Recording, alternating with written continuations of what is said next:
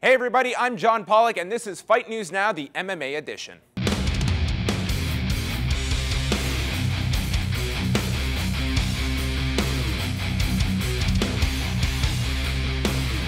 Hello fight fans and welcome to another packed edition of Fight News Now. On the program today, some very candid comments from UFC Hall of Famer Ken Shamrock and how the UFC is handling its fighters. Michael Bisping will also be by and tons more, including John Ramdine and Robin Black with 3 rounds, and I'm going to WWE Access on the shift. It's UFC 159 week. We're going to get you all set with this week's newsmakers.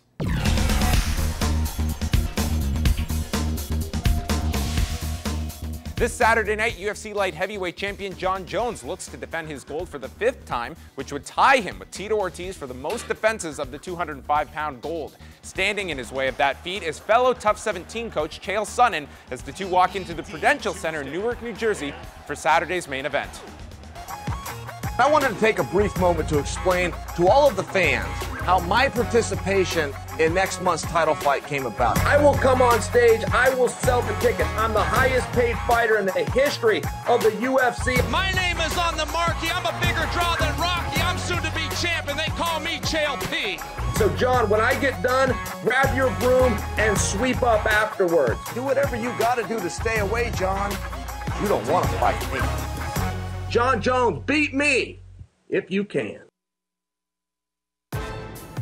While the two fighters have yet to engage in combat, the American gangster swept the Ultimate Fighter, landing 2 of his Team Darkside members into the finals, as well as defeating Bones in the Coach's Challenge. One more for the bad guys! when I won and the thing went in and I saw the guys celebrating, that was pretty cool, you know. Bones let loose on UFC Tonight last week, saying Sonnen has been a career-long steroid user and that he is not concerned with the challenger's gifts. He's just a gang of quotes that no one's going to remember. He's just weak in every way, shape, or form. He taps before submissions are even sunk in. I put one hand around his throat, he's probably going to tap. If you're going to spend your hard-earned money this weekend, chances are you're tuning in to finally see the People's Champ get his just desserts. I promise you, if I go down, I will go like a gangster. But remember, this is MMA and anything can happen. I will put my chin down, walk across that ring, and put Jon Jones on his prissy little ass. This past week, the UFC held a conference call to promote this Saturday's event. Jon Jones spoke to what is driving him in this fight, from the chance to tie the all-time mark for the light heavyweight title defenses, and where his career could go from here. First, tying Tito Ortiz, and then establishing that record of the most wins in my next fight, maybe in November. And after that fight in November, entertaining super fights and heavyweight fights. The light heavyweight title fight features some of the longest odds in main event history, as Jones is currently a -1,000 favorite on some books. How about what those within the industry have to say about Sonnen's chances? We now hear from light heavyweight Rashad Evans and middleweight Chris Weidman. Jon Jones is a perfect prototype of that. A perfect marriage of great technique meeting an awesome freak athlete. Before you just had either one or the other, but now you're having both of them. And when you see that, it's a masterful martial artist. I think Jon Jones is going to win. He's too big, too strong, too young, athletic, and Chael's getting up there. Even if he was to take Jon Jones down, you're going to see Jon with a calm face on, nice and relaxed, and they're eventually going to get back to their feet. And Chael's going to have to try to do that again and again, and I just don't know for 5 rounds if he's going to be able to keep that up without making a mistake. You will be hard-pressed to find many willing to back Sonnen's quest for the gold, but the challenger provides us with the tweet of the week as part of his 30-day countdown he has been providing, and laughing in the face of 6-to-1 odds, stating that the smart money is on the Westland, Oregon native. Criticism towards Sonnen receiving this title shot was immediate after this fight was made. Sonnen is coming off of a loss at a lower weight class last summer, but the argument was that Jones and Sonnen would provide a boost to the Ultimate Fighter and provide enough interest that people would be willing to pay come fight night. We now return to Rashad Evans with his thoughts on the business of matchmaking. There's 2 parts of the fight game, and one is, you know, the actual fight itself with the competitors and stuff like that, and there's another side, entertainment side.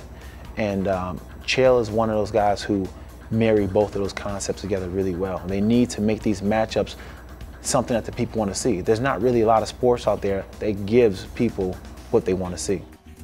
The co-feature on Saturday night sees middleweights Michael the Count Bisping and Alan Belcher meet as both men look to rebound from losses. Bisping has certainly steered the promotion of this fight and has understood the relationship between sports and business that ultimately leads the viewer to part with their dollars. Listen, you've got to promote fights, but also at the same time, you know, it's got to be realistic. You know, I don't go out there and create storylines and come up with falsities to promote a fight. The fact of the matter is that my opponent, Alan Belcher, has been calling me out for 5 years. He's been making a string of insulting videos. So, you know, all those things together, and the guy's a bit of a douchebag as well. So I want to punch the guy in the face pretty badly. To promote the fight for me has been pretty easy. As Jones and Sonnen look to capture box office magic this Saturday, a man that is no stranger to drawing money is UFC Hall of Famer Ken Shamrock. Despite being the key draw from 1993 through 96 and again in the 2000s with his landmark trilogy of fights with Tito Ortiz, Shamrock finds himself disenfranchised from the Zuffa organization. Shamrock recently spoke to John Ramdian here in studio on his criticisms of the way his former employers are running their business. I have a personality. My personality is I have this kind of a, almost just like a protection thing built into me. And it's probably because from my background. It's like I don't like to see people get hurt. I don't like to see people get taken advantage of. And I speak my mind when I see something wrong and other people are being hurt. And so I've done that in the UFC. I've seen things that are wrong. I see the lies that are being told. I know the money that's being made. And I know that people are being lied to. And to me, it's not that I hate Dana White. I think Dana White's trying to protect himself. And also I think the Fertittas are trying to protect themselves. But there's more money being made there, and they're lying to people about the money being made. And to me, that's wrong, because now you're going to have guys, and I know because I've been through it. I've been through that. You're going to have guys that are going to fight 4 or 5 times and maybe 10 times, and then they're going to be done. And those guys, and we ain't seeing it yet, but in another 10 years, you'll start seeing a lot of these guys go to prison, see guys murdering, dying of drugs, overdoses because they're depressed, they can't make money any other way, they're being taken advantage of, that should have made money, that should have had made enough money to retire. And because they're not making enough money, because people in organizations like the UFC are putting $100,000 paintings on their wall instead of putting $100,000 in their fighter's pocket. And we are joined now by John Ramdian, the man who spoke to Ken Shamrock, as well as Robin Black. And I guarantee you, any MMA website that looks at that clip is going to simply take the quote about the murderer's line. Let's get away from that, because I thought that comment was kind of silly and gets away from the point. But does Ken Shamrock have a point here, John? Tell us kind of your thoughts when you were speaking to Ken and kind of what he was trying to convey. Well, just being around the landscape of MMA as well as talking to Ken, you have to understand that this guy has been through this system. He's fought for the UFC, he fought for Pride, as well as the WWE, so he's made money. He's been at the top of his game. And for a guy like that to come out and not have anything to show, especially when you see some of these young guys that are willing to fight for the UFC for absolutely no money, you can understand why he would feel that way. But, you know, I do, and I'm always on the side of the fighters, and I think fighters should be paid way more than they are. But this is kind of a fact of life. Wherever anybody works, the CEO of their company makes a great deal of money, and they get paid $30,000 a year. And it's not just regular businesses. If you're a musician and you sign to a major label, you not only put yourself at personal risk, you become an alcoholic, a drug addict, you eat terrible, you're traveling thousands of miles in a van that's going to break down, but the record companies get rich. I mean, this is maybe not right, but it's the way of the world. I don't feel it's as deceptive as Ken Shamrock puts it. I mean, stating there that, you know, they're lying about what they're making. Actually, they don't report a lot of what they make. There are no actual public figures for pay-per-view. And on top of that, anyone who simply goes by what the commission says each guy made, come on, we all know what guys are making on top of that. A lot more than just that base salary. And at the end of the day, should a pay-per-view such as 159 this Saturday, let's say it tanks on pay-per-view or they have to provide all these refunds, who's taking the risk for this? It is the UFC. And the top guys are obviously going to be taken care of a lot more than the guys on Facebook. Yeah, I agree, but I think Ken Shamrock looks at it as these guys lay it on the line and they come out and they get head injuries and they get their bodies are banged up, and this is what they're good at. They only know how to be a martial artist and how to fight and try to entertain people, and sometimes these fighters are just too tough for their own good, and they end up walking away from the sport absolutely with nothing. Look, man, Ken was cool to be around, and he was brilliant. And one thing he's right about, pay these fighters more. But as far as the rich getting richer and the rest of us working really hard, we're all in the same boat. All right, Robin Black, John Ramdeen, they are going to have more coming up next on 3 Rounds. You are watching Fight News Now, the MMA edition.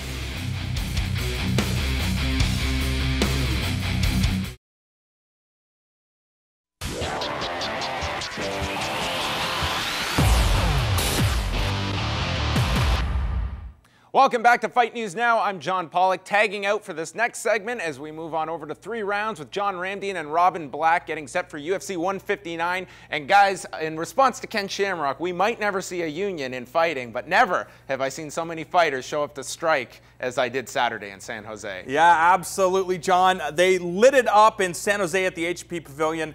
And Robin, these guys knew their job. They were on network television, and I'm sure the upper brass from the UFC said, look, you guys have a responsibility to entertain everybody and make sure they keep coming back to network television.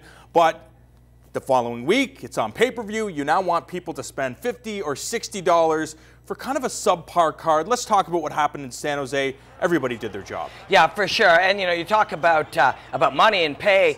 I know firsthand from some friends that fight, when you fight like that, you always get a bonus. And I think there's at least 10 or 12, 10 and $15,000 bonuses being handed out after that performance. Just such a tremendously exciting night of fights. You talk about a couple of guys that did their job, Frank Mir and Gilbert Melendez. Despite losing their fights, I think their stock went up. Frank Mir proving that he is still a top guy that can hang with a man that people consider to be the #1 guy at heavyweight. Yeah, and Cormier looked phenomenal. I mean, not everybody loves this type of performance. We talked about it in 5 rounds this week. It's similar to, say, a short yardage run in football. It's similar to a smart defensive game in hockey. And Frank Mir showed that he could hang with a guy who is that good, that great of a wrestler, that great of a striker, and had a great game plan for him. And you're right, he really did well. And I think even though he lost and he's on his first streak as a loser for a little while, he's still at the top of the division. And just for the record, I gave that fight to Gilbert Melendez. I think he did enough. I think he pushed the pace, and I think he should have been given the UFC Lightweight Championship of the World. Who knows? I know they're saying it's going to be Gray Maynard, the winner of Gray Maynard and TJ Grant, but for some reason, if TJ Grant wins, I have a feeling they'll be giving it to somebody else. I don't know, man. If TJ Grant, he has looked phenomenal. I know the reason you're saying that is because they've under-promoted a guy, and that matters in this business. He's been on a great streak. He's been dealing with guys well, but they haven't built a lot of hype around him. He's from the East Coast of Canada. People don't know him. But if he goes in and he's able to execute Gray Maynard with those vicious elbows, really his highlight reel will sell him. And I think this guy not only can beat Gray Maynard, but he can be the champion. I agree with you. I think he's super skilled, super tough, all the tools necessary to become the UFC champion. Just like you said, the promotion hasn't been behind this guy, and I have a feeling, though, if he has a great performance, they will rally behind him. We got to talk about the Prudential Center side of UFC 159, Sonnen versus John Jones. I don't think a lot of people are excited about this fight because Chael Sonnen, of course, losing his fights to Anderson Silva, and is now in a spot where he's challenging for the 205-pound championship against a man who many believe is one of the pound-for-pound, if not the pound-for-pound best, and he continues to evolve. He's massive, he's got great strikes, he's got an unorthodox submission game, and he's got a wrestling base, which is Sonnen's strongest background. Yeah, I mean, the big flashing billboard in our minds right now says Sonnen has no chance, all he does is talk and promote fights, and John Jones is the best in the world. Is that true? You gotta look a little bit deeper. I mean, Sonnen's game plan is out in the open for everyone to see. Come in drilling punches, get John Jones moving backwards, shoot the takedown, and hurt him on the ground. If he can do that early in round 1, you can start this momentum where Jones questions himself, hey, this isn't supposed to be happening. Sonnen, who really needs confidence to do well, can build his. It really relies on round 1. If Sonnen can have a round 1 that Jones isn't expecting, he can win this fight. But the reality is, you could fight this fight 10 times, and Sonnen's going to win it 2, maybe 3. He's got to be on his very best, and he's got to throw Jones very early. Well, we saw it with Gilbert Melendez and Ben Henderson, Gil Melendez had his best day, and I believe that Ben Henderson had one of the worst performances of his career. And even when that happens, Ben Henderson still walked away with the title, and I think John Jones is going to be the same thing. He's going to be able to stop the takedowns. He's going to punish Chael Sonnen to the point where he's deathly afraid of getting anywhere close to this guy, and I have a feeling a submission will end things. The further you look into the sport, the deeper you analyze it, the more obsessed you become with figuring it out, the more you realize how much mindset and mentality is everything. These guys are all skilled. These guys are all dangerous. Everyone can shut another man off with one shot. Melendez came in driven, and meanwhile, Henderson was thinking about a wedding ring, and he was thinking about breaking records, and in his mind, this was just another fight. If Jones is in that mindset, if Jones keeps telling the world this guy has no chance, he's not a real champion, he's not a real winner, if that gets too ingrained in his mind, and Sonnen comes out and he really performs like he did in rounds 1, 2, 3, and 4 against Anderson Silva, we could all be on the edge of our seats going crazy. Well, you got to talk about a competitive fight on the card, and for my money, I think the best bang for your buck, you have Michael Bisping taking on Alan Belcher. Both of these guys, pretty complete mixed martial artists, great standing game, great jiu-jitsu game, great wrestling game, and both guys are in phenomenal shape, and there's a little bit of bad blood. So I think there's an interesting matchup here where both guys believe the other guys don't deserve to be in the top 10 of the middleweight division, and they get to settle it on Saturday night, and I think it's a very intriguing matchup for fans. Both of these guys evenly matched. They both want it really bad, both really skilled. I mean, Michael Bisping is as well-rounded as they come and smart, and he doesn't take kindly to guys disrespecting him. This isn't artificial hype. He dislikes the guy. He's this angry British kid who beats people up at soccer games type of dude, and he's not standing for it. But on the other hand, Belcher has violent Muay Thai and a great ground game, and this is a great fight. I agree 100%, but I think it's Michael Bisping's fight. This guy is one of the best in the world. Lots of great fights, maybe not the best fights in the world, but John Pollock, Vinny Magalhaes, and Phil Davis, I think that's pretty intriguing, no? I'm very interested in that fight. I would even go so far as to say I think Magalhaes could easily biggest win of his career. I think could surprise some people against Phil Davis. I have to agree. Yep. That's coming up on Saturday. We're going to take a short break. Lots more show to come, including my trip to WrestleMania 29 and, of course, our weekly viral video. So don't go anywhere. Stick around for more Fight News Now. Why don't you just take your little ass down the road, buddy? You're going to fight. I want to take my glasses off. Oh, take your little glasses off.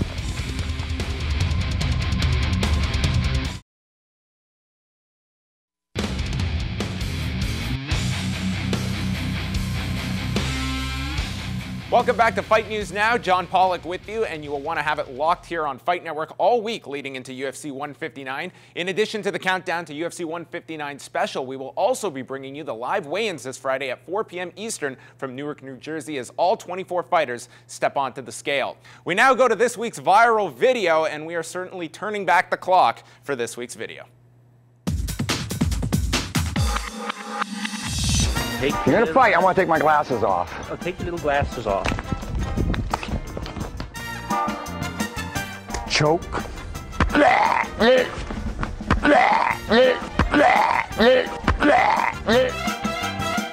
Go ahead.